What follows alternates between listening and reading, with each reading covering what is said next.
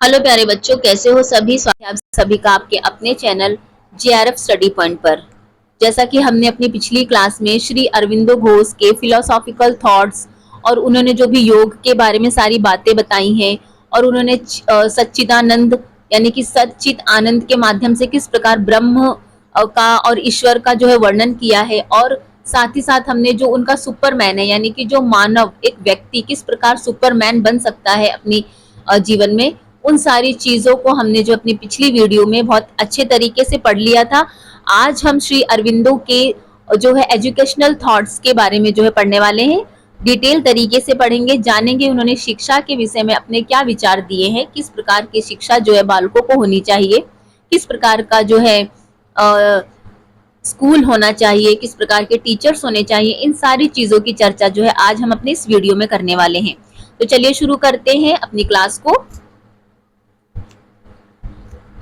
एकीकृत सर्वांग शिक्षा का संप्रत्यय या फिर इसका अर्थ हम देखेंगे। Education is the building of the power of human mind and spirit. It is the awaking of knowledge, character and culture. शिक्षा मानव के मस्तिष्क और आत्मा की शक्तियों का निर्माण करती है और उसमें ज्ञान, चरित्र और संस्कृति को जागृत करती है। यानी कि जैसे कि इन्होंने सुपरमैन की बात की थी, हमने पिछले वीडियो में इस पर चर्चा भी की थी। सुपरमैन, कोई भी व्यक्ति सुपरमैन कैसे बन सकता है, तो वो शिक्षा के माध्यम से बन सकता है। जब उसके अंदर शिक्षा के माध्यम से जब हम उसके अंदर कल्चरल वैल्यूज और मोरल वैल्यूज, इन सब चीजों का डेवलप करते हैं, इन सब चीजों का विकास एक बालक के अंदर करते हैं, उसमें आध्यात्मिकता यानी कि उसमें स्पिरिचुअलिटी लाने की कोशिश करते हैं, तो क्या होता है, व्यक्ति स्वयं को यानी कि जो है अपने आप को पहचान पाता है, अपने आप को जान पाता है। यही चीज जो है अरविंदो घोष ने कहा है कि अपने अपने आप को जब हम जान लेते हैं तो समझो हमने ब्रह्म को जान लिया। तो वही चीजें हैं कि शिक्षा के माध्यम से कोई भी बालक अपने पथ पर जब वो चलता है, सच्चाई के मार्ग पर चलता है और वो सदैव जो है एक जिज्ञासु व्यक्ति की तरह चलता है, तो क्या होता है, वो अपने लक्ष्य को जरूर प्राप्त करता है।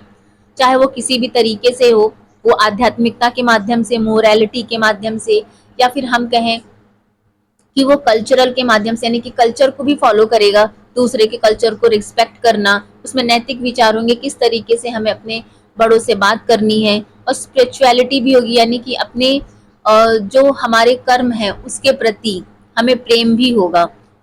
तो शिक्षा एक ऐसा है, ऐसा साधन है जिसके माध्यम से हम किसी भी व्यक्ति को, बालक को ऊंचा उठा सकते हैं। शिक्षा बहुत जरूरी है आज के जमाने में बच्चों के लिए। तो किस तरीके की शिक्षा की बात करते हैं, तो सर्वांग शिक्षा का उद्देश्य यानी कि इसके एम्स क्या है,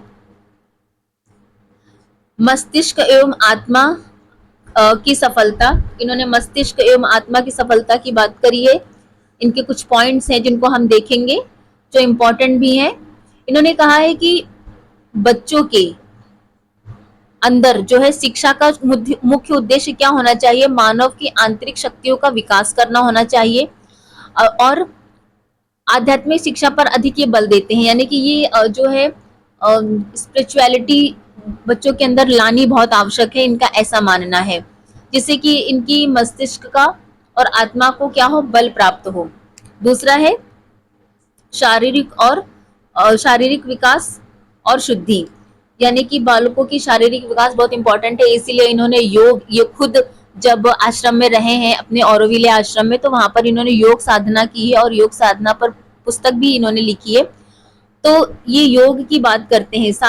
हमारा शारीरिक विकास कैसे होगा, जब हम अपने शरीर को स्वस्थ रखेंगे, अच्छा भोजन करेंगे, योगा वगैरह करेंगे और अपने मन को शुद्ध रखेंगे, तो स्वयं हमारा जो है शारीरिक विकास होगा। तो इस तरीके की बातें ये कहते हैं बच्चों के लिए।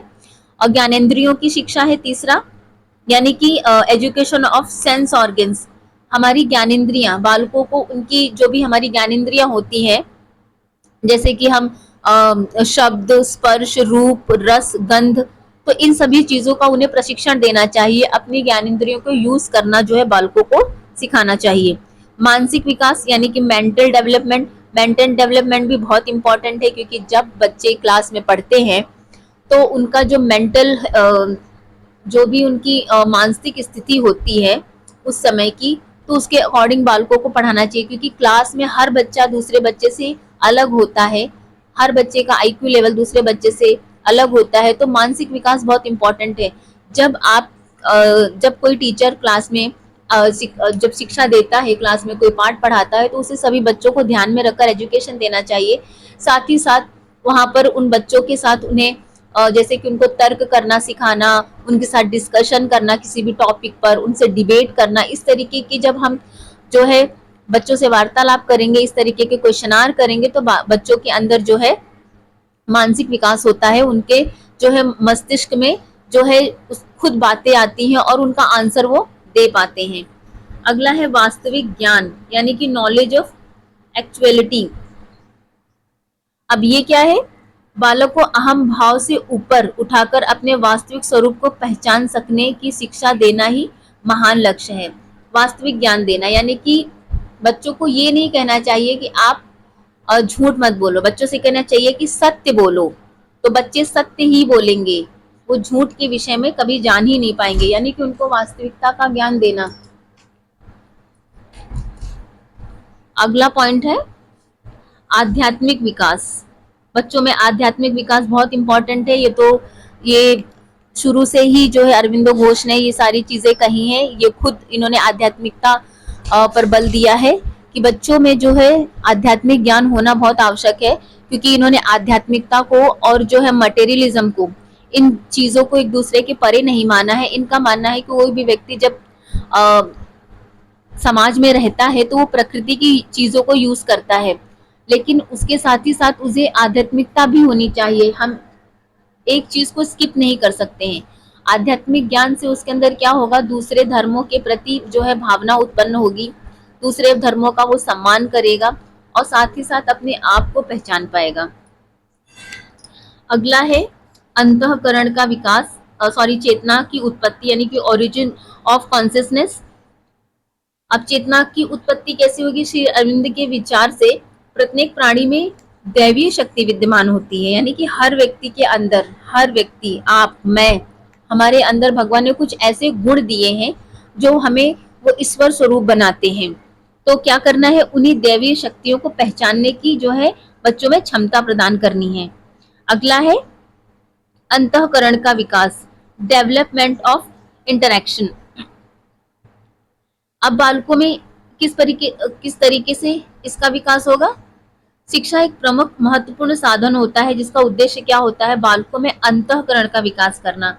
उन्होंने अंतःकरण के 4 जो है पटल बताए थे हमने पिछले वीडियो में, जिसके बारे में पढ़ा भी है, नहीं कि 4 तरीके से वो अपने अंतःकरण का विकास कर सकता है। पहला है चित्त, जो हमने पिछली वीडियो में पढ़ा भी था, मानस, उसके बाद आता है बुद्धि और ज्ञान। इसके माध्यम से क्या हो सकता है, उसके अंतःकरण का विकास होगा। अगला है स्व का ज्ञान। यहाँ पे स्व है, ये रा आ गया है। स्व का ज्ञान यानी कि नॉलेज ऑफ सेल्फ। हम अपने आप को कैसे पहचाने? हम अपने आप को जब तक नहीं पहचानेंगे, समझो हमने संसार को नहीं पहचाना। हमें संसार का ज्ञान नहीं लेना है, संसार का ज्ञान नहीं लेना है, बल्कि हमें सबसे पहले खुद को जानना है कि हम क्या हैं। तो इस चीज के बारे में भी जो है शिक्षक को बच्चों के साथ इस तरीके का एजुकेशन जो है देना चाहिए। अगला है व्यक्तित्व का समन्वित विकास, यानी कि किसी भी बालक का पूर्ण विकास, उसके व्यक्तित्व का पूर्ण विकास। जब वो बड़ा हो तो उसका व्यक्तित्व ऐसा होना चाहिए जो अट्रैक्टिव हो, उसकी पर्सनैलिटी में एक भाव हो, इस तरीके का जो है उसका व्यक्तित्व होना चाहिए। वो किससे होगा? वो एजुकेशन से ही हो सकता है। आगे हम देखेंगे पाठ्यक्रम, किस प्रकार के पाठ्यक्रम की बात करिए कि कैसा पाठ्यक्रम होना चाहिए बच्चों के लिए। तो भौतिक विषय कौन कौन से, जैसे कि मातृभाषा एवं राष्ट्रीय अंतर्राष्ट्रीय महत्व की भाषाएं, इतिहास, भूगोल, समाजशास्त्र, अर्थशास्त्र, गणित, विज्ञान, मनोविज्ञान, स्वास्थ्य विज्ञान, भूगर्भ विज्ञान, कृषि, उद्योग और वाणिज्यिक और कला, इन सभी विषयों को इन्होंने भौतिक विज्ञान के अंतर्गत रखा है कि भौतिक विषय ऐसे होने चाहिए।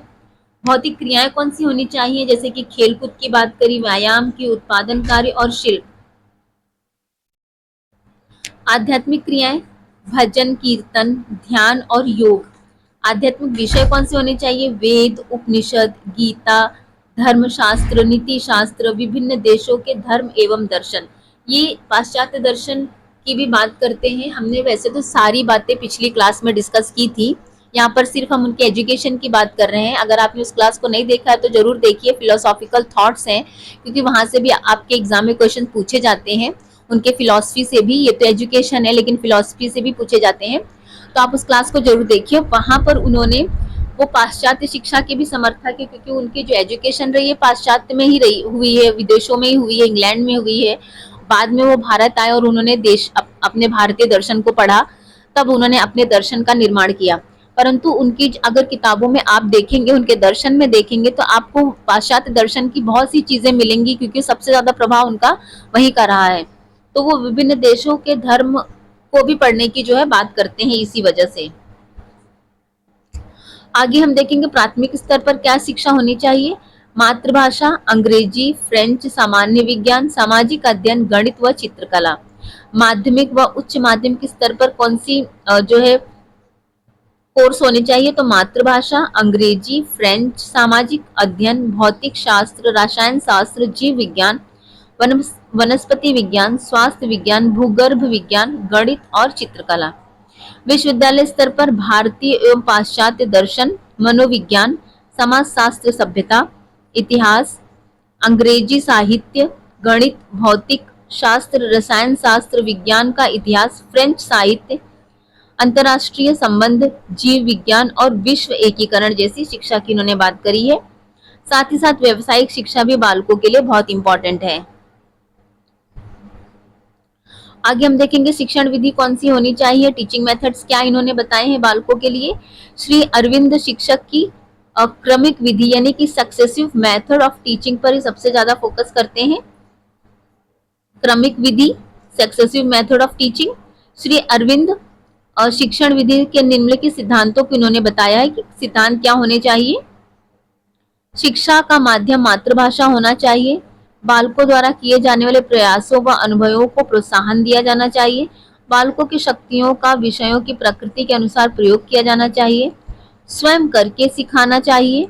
बालकों को स्वतंत्रता प्रदान की जानी चाहिए, यानी कि उनको बंदिशों में नहीं रखना चाहिए, उनको स्वतंत्र छोड़ देना चाहिए। जब आप कोई प्रोजेक्ट देते हैं बच्चों को, तो उसको उनको स्वतंत्र छोड़ दीजिए कि आपको करना है, आप किसी भी तरीके से, किसी भी मेथड से इसको कंप्लीट करिए, तो वो हर तरीके से सोच पाएंगे। उनको बांध नहीं देना चाहिए कि हमने कोई प्रोजेक्ट दिया और हमें एक बता दिया कि आप इस तरीके से इसको करिए, इसके अलावा मत करिए, तो ऐसा नहीं होना चाहिए। शिक्षण प्रक्रिया में बालक का सहयोग प्राप्त करना चाहिए। बालक के साथ प्रेम व सहानुभूति का प्रदर्शन, बालक की रुचियों का अध्ययन, ये सारे क्या है सिद्धांत बताए हैं। और शिक्षक का स्थान कैसा होना चाहिए, यानी कि प्लेस ऑफ टीचर्स क्या होनी चाहिए। श्री अरविंदो का कथन है, अध्यापक निर्देशक या स्वामी नहीं, वह सहायक और पथ प्रदर्शक होना चाहिए। कैसा होना चाहिए, शिक्षक पथ प्रदर्शक होना चाहिए, जो बच्चों को समय समय पर उनको जब वो पथ से भटकने लगे तो उनको उनकी राह पर, उनके पथ पर लाकर उनको खड़ा करे, उनको सपोर्ट करे, ना कि उनका स्वामी बने। उसका कार्य सुझाव देना होना चाहिए, ना कि ज्ञान को रटना या फिर लादना होना चाहिए। वास्तव में छात्र के मस्तिष्क को प्रशिक्षित नहीं करता है, वह छात्र को केवल यह बताता है, यानी कि उसको छात्रों को प्रशिक्षण नहीं देना है, उनको गाइड करना है, एक फैसिलिटेटर के रूप में काम करना है, उनको गाइड करना है। बच्चे जहां त्रुटि कर रहे हैं, बच्चों को गाइड करना है कि अपने ज्ञान के साधनों को किस प्रकार समृद्ध बनाए। वह छात्र को सीखने की प्रक्रिया में सहायता और प्रेरणा देता है। वह छात्र को ज्ञान नहीं देता, वह उसे बताता है कि वह अपने आप किस प्रकार ज्ञान प्राप्त करे, कैसे वो स्वयं से ज्ञान प्राप्त करे। उसका काम है सिर्फ पथ दिखाना, बच्चे को ज्ञान कैसे गेन करना है ये बच्चे का काम है। जहाँ पे बच्चा डगमगा रहा है, नहीं पहुंच पा रहा है, तो उसको एक फैसिलिटेटर के रूप में काम करना है शिक्षक को। बच्चा स्वयं जान जाएगा कि उसको आगे करना क्या है। वह बालक के अंतर्निहित ज्ञान को बाहर नहीं निकालता, वह उसे केवल यह बताता है कि ज्ञान कहाँ है और उसको बाहर आने के लिए किस प्रकार अभ्यास किया जा सकता है। टीचर कैसा होना चाहिए, फैसिलिटेटर टाइप होना चाहिए, पथ प्रदर्शक होना चाहिए, ज्ञान थोपे नहीं, लादे नहीं, सिर्फ उसको रास्ता दिखाए, उसको रास्ता दिखाए कि उसे किस प्रकार ज्ञान खुद ढूंढना है, किस प्रकार खुद गेन करना है चीजों को, किस प्रकार सक्सेस पानी है।